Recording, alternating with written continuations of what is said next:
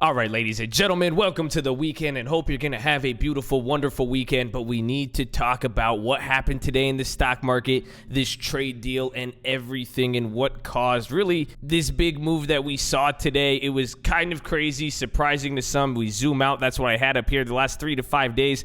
This big move that we've kind of straight up went on, what caused it, and then why did the market sell off today? But really, why has October been like this? And now in this whole process, I want to explain to you guys this whole how does the buy the rumor, sell the news work. And now, because I think it's very important for people to understand how we put all of this together, because it's easy to say this hasn't been a transparent process, or it's this or that, and people are freaking out and looking into it. But I have an analogy that will really help you guys, so we're gonna do that. And I want to highlight really the rumors step by step. So here are all the headlines explaining today. So every single one of these, even up until what's happened after hours, we'll be able to see really what's being said. But I want you guys to kind of see the timeline and how crazy it was today. So make sure you guys are subscribed, drop your thumbs up on the video, and make sure you catch us live Monday through Friday, 30 minutes before open. I think we got some of the fastest news sources in there. I'm scanning for the news. We got the killers in there. You got Mr. Hits, you got Chad, you got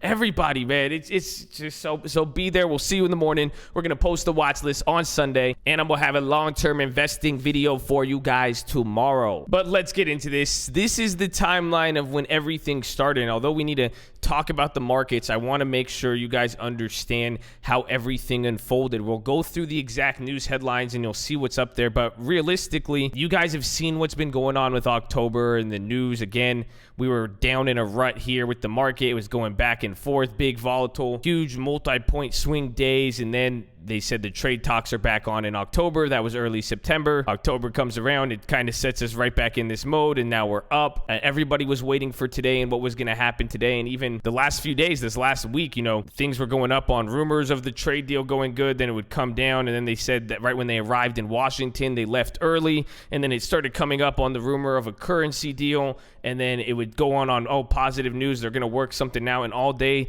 today and every other day, they were just saying, positive, literally rumors left and right. And it was just coming out. And then by the time we got the deal, it was kind of disappointing to the market and a lot of people. And this is now what explains this whole concept of buy the rumor and sell the news. And I think when you really understand it in a typical moment, a real life moment, it will help make sense. So, because people are like, why aren't they just more transparent about this? I need a manager. No, you guys need to be more clear with what's going on. It's something we all have to take into consideration, although that's what we would like. The analogy I give is something I've called in the past world star. And what I mean like this, because all of this is a fight. Imagine when you were back in grade school, high school, middle school, I don't know, whenever kids started fighting and doing all that. But any sort of drama, but the fights, if you remember in high school, it would take a big president. People wanted to see these fights. People were interested in it. And that's just the typical effect of what's going to happen here. Why is there rumors? Where are these sources coming from? Why can't they be more transparent? They're trying to be as transparent as possible, but when people are really into it, that's how the rumors start getting started, or people start butting in and trying to listen for everything they can. And so when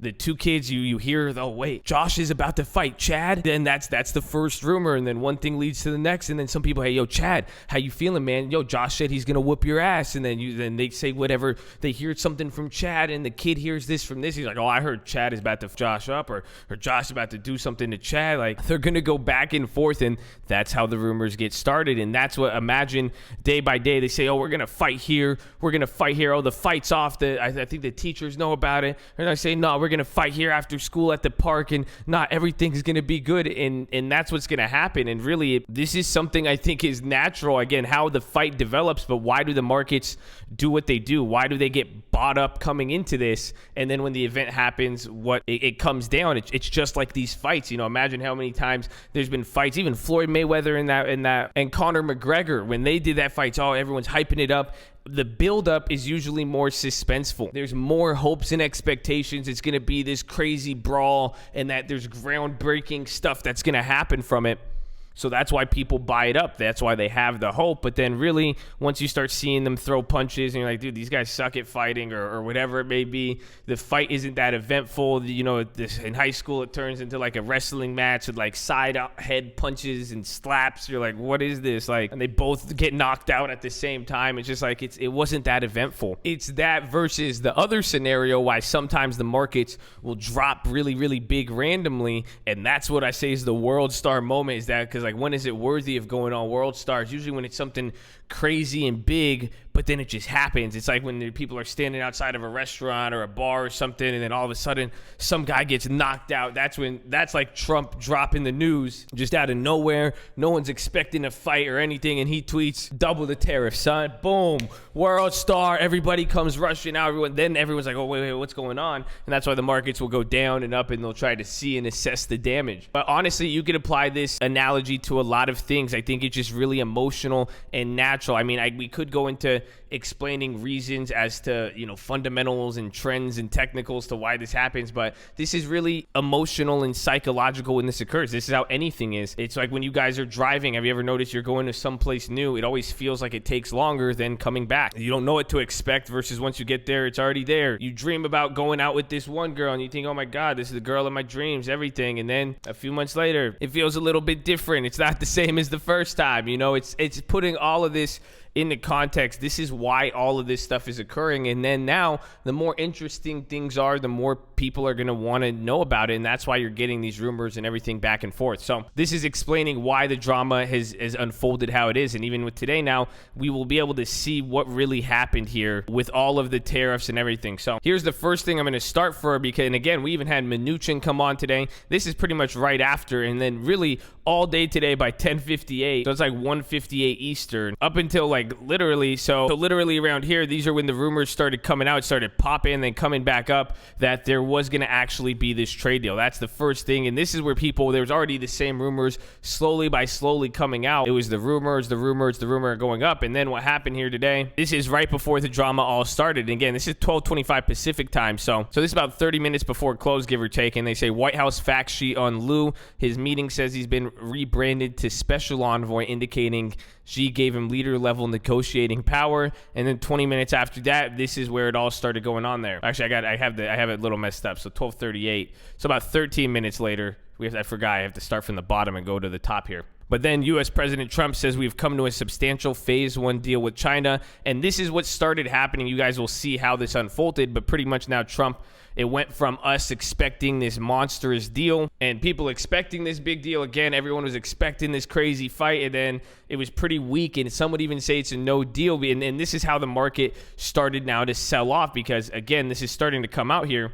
So you can see 12:41. This is right before the market's about to close. It started going up that first 2 minutes you guys saw right before the one up. The president says we have a phase 1 deal. President Trump says it'll take up to 5 weeks to get a deal written. So now we don't even know what that means by this point. So understand that. That's as the news was coming out. And then what started to lead the markets to come down? Well, let's see what happens. President Trump says we've come to a deal on intellectual property, financial services, and big AG purchases. So even then, it still starts that maybe it seems like it's a little exciting here. And then President Trump says China has agreed to make $40 to $15 billion in agricultural good purchases. Then 1 minute after that, Trump says structural agriculture issues have also been addressed. Then another minute after that. And again, it's coming out literally as he's saying this. This is as it's documented. And you could see it was just a barrage. Literally for the next 20 minutes, everybody was getting updates left and right. And that's why the markets were moving so crazy here, because the market was still processing, well, what does this mean? Was this a deal or not? Again, people were expecting something, and really, I'll summarize it for you. I still want to go through so you can see how it occurred, but at the end of the day, the thing that has happened today, they have an agreement, but I mean, there's still the possibility that they don't even make an agreement. It was a no deal in a sense, because they could both back out and not do it like they've done in the past. So it's pretty interesting, and we didn't even get the currency thing. So I'll even tell you guys that if you didn't watch the video from yesterday, the key there is going to be just watching the Chinese currency. But as we're going up, he said President Trump says they also agreed on currency and foreign exchange issues. Then shortly after, Treasury Mnuchin says we also have almost a complete agreement on financial services. Then he says we have an agreement on transparency in foreign exchange. And then again, followed right after, Trump says he's made progress on technology transfer. We'll do more of that in phase 2. And then President Trump says he will start negotiating phase 2 after phase 1 is signed. There may be a phase 3 as well. So again, you're seeing how this develops, and this is by now 12:43. The market still hasn't dropped, but imagine, as the fight's going on, this is what they're realizing happening. It's first round, and people are like, oh, wait a minute, this isn't what we expected. This isn't what everyone signed up for. And then now that's the end of it there. 3 minutes later, 12:46, China Vice Premier Liu says we are making a lot of progress towards a positive direction in the U.S.-China relationship. Vice Premier Liu says we are making a lot of progress towards a positive direction. I think that's a repeat of that. But then this one here, there's the second part. He says we made substantial progress in many fields and will continue to make efforts. And then Trump says the currency agreement will be of tremendous benefit. So he's validating what we're saying there. Shout out. There you go. Shout out to Cole, baby. Then another barrage of headlines. Again, you can see now this is around 12:49, and now this is where everything starts to come down. But hopefully you guys are seeing how all of this is progressive. Then Mnuchin says the president has proved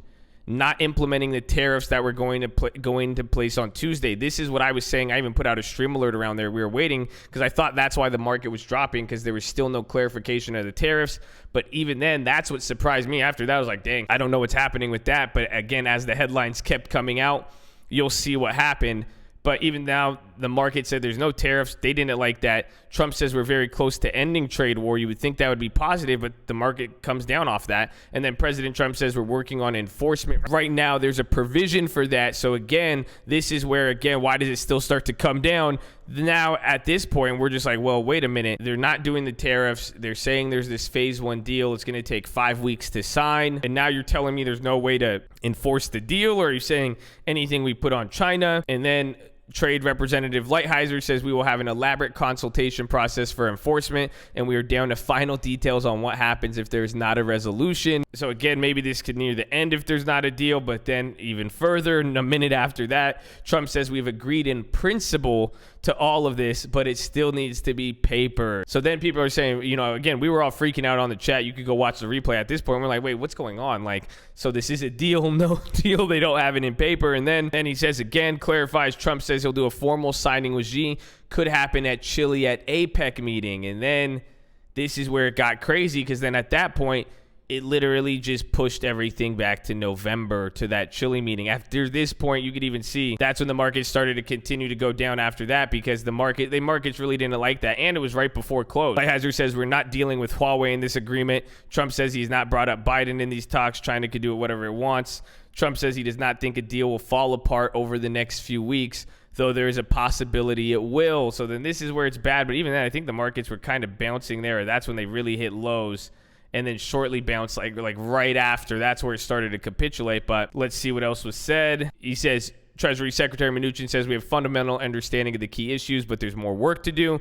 Then again, shortly after, Mnuchin says we will not sign an agreement until it's on paper. Lighthizer says Trump has not made a decision about the tariffs that are subject to go into effect in December. Only that tariffs scheduled to rise on Tuesday have been suspended. So again, the market did start to like that we were still going to keep the tariffs in place, because that kind of kept this narrative of there being a big fight. But the market getting rid of the tariffs in October, the market didn't like that when that happened. And then again, this confirms what was said a few minutes ago, that the market really didn't like. It was President Trump says phase 1 deal could be signed in Chile in November. Again, kicking the can. I forgot to read that one, but it says President Trump says it was a false rumor that U.S. was going to close universities to Chinese students. He wants them to come here.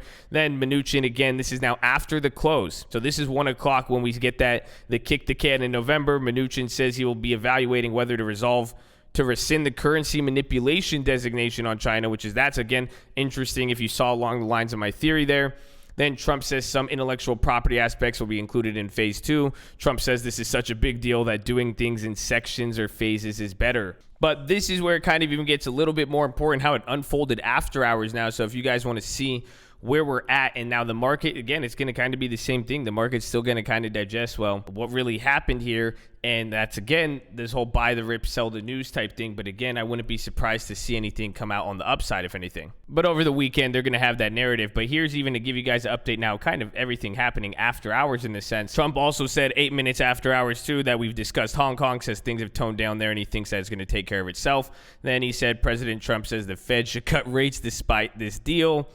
Then a few minutes after that, he says there was a lot of friction between U.S. and China. Now it's a love fest. Then there's a random piece of Brexit news I accidentally put there that President Trump says he had little doubt that they will be able to finalize this deal. Again, and now that's 12 minutes after this, and that is going to play a big key moving forward is if they do finalize this deal. But now this is what you guys are going to hear them focus on, this phase one. Now it's trade talks. It's everything's going to switch to phase one of the trade deal. So it'll be interesting how this plays out. And then if this all does fall apart, it's not looking too good. It's honestly starting to look like one of those Kim Jong-un nuclear agreements. But now this time, the biggest difference is it's just China and the U.S., but now it's revolving around trade. Then again, an hour after that, now you could see kind of they stopped discussing it. All the news really came out there.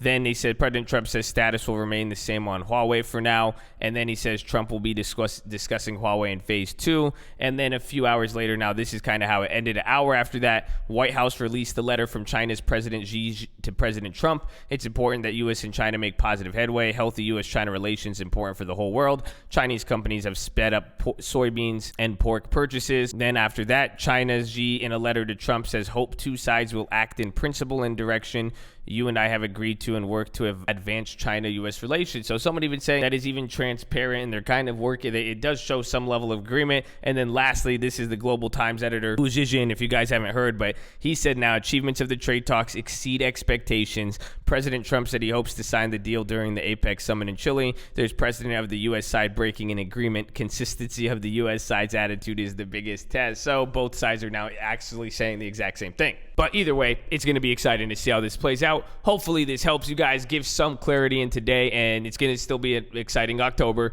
through all of it. But hopefully you guys could get this analogy in your head to understand how to profit off these moves, how to position yourself, and even just understand them too in a more broader scope. So I'm going to leave you with that. I'm going to see you guys on the weekend. Make sure you show me some love, and let's go.